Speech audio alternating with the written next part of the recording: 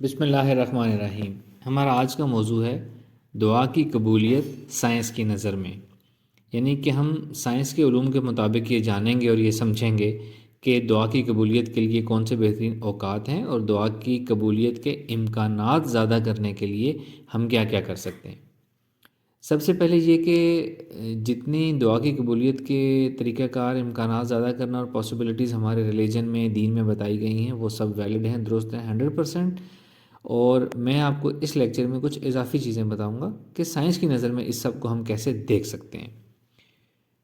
جب ہپنوسس میں نے سیکھا، دیکھا، سکھانا شروع کیا، پریکٹس کرانی شروع کی اور لوگوں کو ٹرین کیا اور اس کے ریزلٹس دیکھے، تو ہپنوسس یا ہپنوٹزم سے 3 بہت اہم باتیں میں نے سیکھی جو کہ دعا کی قبولیت میں بھی 100% اپلیکیبل اور ویلڈ ہے۔ سب سے پہلی بات ہے الفا اسٹیٹ آف مائنڈ۔ ذہن کی مختلف ہماری حالتیں ہوتی ہیں سوچ کی، اس میں ہماری برین کی فریکوینسی جو کہ سائنس کے ذریعے میئر کی جا سکتی ہے وہ ڈیفرنٹ ہوتی ہے۔ جب ہم جاگ رہے ہوتے ہیں، گفتگو کر رہے ہوتے ہیں، روزمرہ کے کام کر رہے ہوتے ہیں، اس میں ہمارا ذہن کی فریکوینسی کچھ اور ہوتی ہے، اور جب ہم ایک پرسکون ذہنی کیفیت میں جیسا سونے سے پہلے یا ڈے ڈریمنگ میں یا مراقبات میں، میڈیٹیشن میں ہوتے ہیں، تو وہ ایک بڑی پرسکون کیفیت ہوتی ہے، اس کو الفا اسٹیٹ آف مائنڈ کہتے ہیں۔ تو جو الفا اسٹیٹ آف مائنڈ ہوتی ہے یہ ہپنوسس کا ایک لازمی جز ہے۔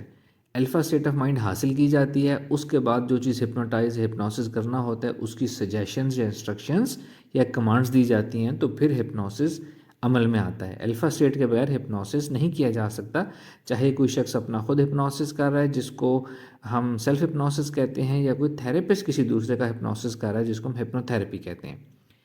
سائنس کے مطابق ہمارے سب کانشیس یعنی لاشعور میں کوئی بات اترنے کے لیے یا لاشعور میں کوئی بات پروگرام ہونے کے لیے الفا اسٹیٹ آف مائنڈ بہت ضروری ہے۔ سائنس میں اس کو کانشیس مائنڈ اور سب کانشیس مائنڈ کہا جاتا ہے، یعنی کہ شعور اور لاشعور۔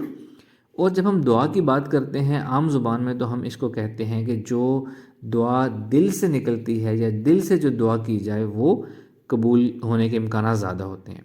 اب میں اسی بات کو سائنس میں کنورٹ کروں تو جو بات سب کانشیس میں پہنچ جائے وہ زیادہ پریکٹیکل ہونے کے چانسز ہوتے ہیں، یا وہ دعا جو لاشعور کے ذریعے کی جائے، لاشعور کی گہرائی سے جو دعا کی جائے، اس کے قبول ہونے کے امکانات بہت زیادہ ہو جاتے ہیں۔ اور وہ اس میں کیونکہ الفا اسٹیٹ آف مائنڈ جب ہم حاصل کریں گے اور لاشعور کی گہرائی سے جو دعا کریں گے تو الفا اسٹیٹ آف مائنڈ ایک ایسی فریکوینسی ہوتی ہے جس کو ہم ٹرانسمیشن فریکوینسی کہہ سکتے ہیں، جس کو ہم سکسیس فریکوینسی کہہ سکتے ہیں۔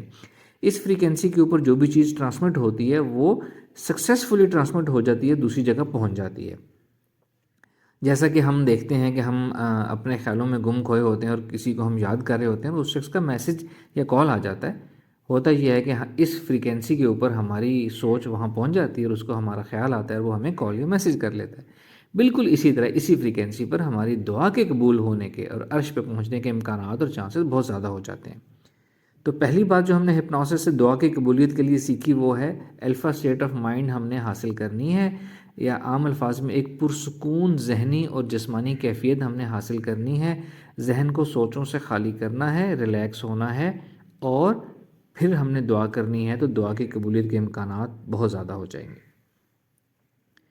جو دوسری بات ہپنوسس سے میں نے سیکھی وہ ہے ریپیٹیشن۔ ہپنوسس کرنے کے لیے الفا اسٹیٹ آف مائنڈ حاصل کرنے کے بعد جو سجیشنز دی جاتی ہیں، جو چیز پروگرام کرنی ہوتی ہے سب کانشیس مائنڈ میں، اس کو بار بار دہرایا جاتا ہے، ریپیٹ کیا جاتا ہے تاکہ وہ صحیح طرح پروگرام ہو جائے سب کانشیس مائنڈ کے اندر۔ اسی چیز کو ہم دعا میں لے کر آئیں گے کہ ہم عام طور پر بہت کیجولی دعا کرتے ہیں، ایک دفعہ دعا کی اور بس اٹھ گئے، جلدی جلدی دعا کی اور اٹھ گئے، ہر دعا کو ایک دفعہ کہا بھی نہیں، بس زبان سے نکالا، پڑھا اور بس اٹھ گئے۔ دعا کو اہتمام کے ساتھ، ذہنی کیفیت، توجہ کے ساتھ الفا اسٹیٹ آف مائنڈ حاصل کرنے کے بعد اللہ تعالیٰ کو مخاطب کر کے دعا کو تکرار کے ساتھ کرنا ہے، یعنی اللہ تعالیٰ کو مخاطب کر کے تکرار کے ساتھ کرنا ہے۔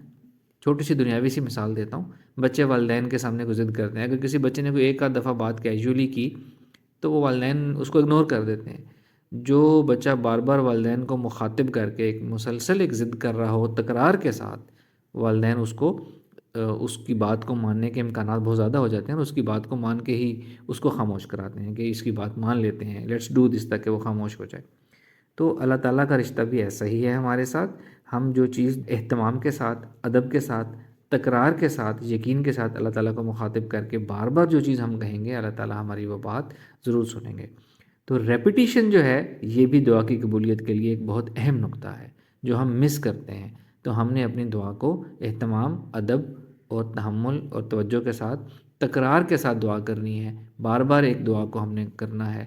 یعنی کہ ایک ہی دعا ہم ایک جگہ، جب ایک سٹنگ میں، ایک نشست میں بیٹھ کے ہم ایک دعا کر رہے ہیں، تو میں یہ کہوں گا کہ کم از کم ہم ایک دعا کو اسی طرح ادب والے الفاظ کے ساتھ، اہتمام کے ساتھ اللہ تعالیٰ کو مخاطب کر کے کم از کم ہم 10-11 دفعہ وہ اسی طرح اللہ تعالیٰ کو مخاطب کر کے وہ درخواست کریں، وہ دعا کریں، تو اس کی قبولیت کے امکانات بہت بہت بہت زیادہ ہو جائیں گے.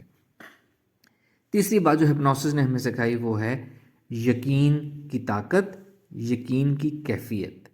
ہپنوسس میں اگر کسی کو یقین نہیں ہے، وہ ہپنوسس کرے گا تو ہپنوسس ہوگا ہی نہیں. دعا میں بھی یہی چیز لے کر آنی ہے ہم نے، یقین کے ساتھ دعا کرنی ہے. اللہ تعالیٰ کی ذات اقدس پہ یقین کرنا ہے کہ اللہ تعالیٰ دعاؤں کو سنتا ہے، قبول کرتا ہے اور ہمیں عطا کرتا ہے. یہی چیز ہمیں سائنس کی ایک دوسری چیز لا آف اٹریکشن نے بھی سکھائی. لا آف اٹریکشن بھی کہتا ہے کہ جو ہمیں یقین ہوگا، جو ہماری فیلنگز ہوں گی اور جو ہمارے ایموشنز ہوں گے اور جو ہماری سوچ ہوگی، اس سب کے مطابق ہی ہمیں دنیا میں رسپانس ملے گا. دعا کرتے ہوئے بھی آپ نے اپنے سوچ میں بھی یقین رکھنا ہے، اپنے دل میں بھی یقین رکھنا ہے، اپنی کیفیات، اپنے ایموشنز اور اپنی فیلنگز میں بھی یقین رکھنا ہے. اگر ہم صرف سوچ میں یا زبان سے کہیں گے کہ ہمیں یقین ہے، وہ یقین ہماری فیلنگز اور ہماری ایموشنز میں جب تک نہیں اترے گا تو تب تک وہ کامل یقین نہیں ہے.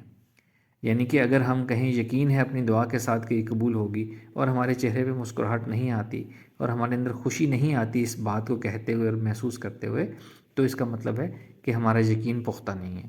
تو آپ نے یقین ساتھ لے کر آنا ہے، اور ان 3 سٹیپس کو اگر ہم کریں گے، الفا اسٹیٹ آف مائنڈ حاصل کریں گے، ہم دعا کی قبولیت کے لیے ریپیٹیشن کریں گے اور یقین کے ساتھ دعا کریں گے، تو لازمی قبول ہوگی. ایک آخری بات کہ ہم الفا اسٹیٹ آف مائنڈ جو ہم نے ابھی بات کی اور جو اسلام نے ہمیں دعا کی قبولیت کے اوقات بتائے ہیں، ان کو ذرا کمپیئر کرتے ہیں.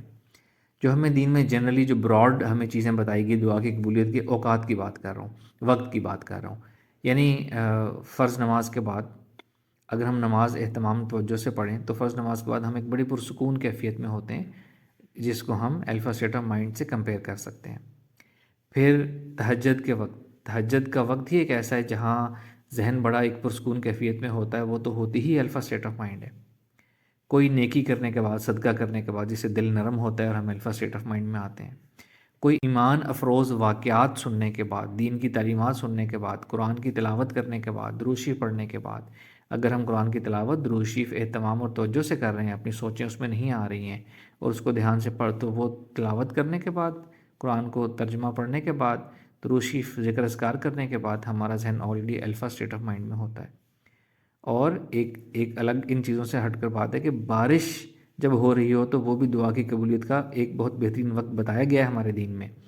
بارش بھی جب ہوتی ہے تو آپ دیکھیں بارش کے برسنے سے ایک ایسی کیفیت، ایک ایسا خوبصورت موسم آتا ہے جس کو رومانوی موسم کہا جاتا ہے، جس کو شاعروں نے یوز کیا، اس کو ادیب حضرات نے اپنے اس میں یوز کیا کہ اس وقت ایک ذہن کی عجیب کیفیت ہو جاتی ہے. وہ جو عجیب کیفیت اور عجیب فیلنگ آتی ہے وہ الفا اسٹیٹ آف مائنڈ ہی ہوتی ہے. تو بارش کے وقت بھی جو دعا کی قبولیت کے چانسز ہیں وہ الفا اسٹیٹ آف مائنڈ سے لنکڈ ہیں. تو الفا اسٹیٹ آف مائنڈ دعا کی قبولیت کی لازمی شرط ہے. اس کو ہم نے اپنانا ہے، ریپیٹیشن کرنی ہے اور یقین کے ساتھ دعا کرنی ہے. انشاءاللہ تعالی ہماری سب دعائیں کی قبولیت کے امکانات بہت بہت زیادہ ہو جائیں گے. السلام علیکم ورحمۃ اللہ.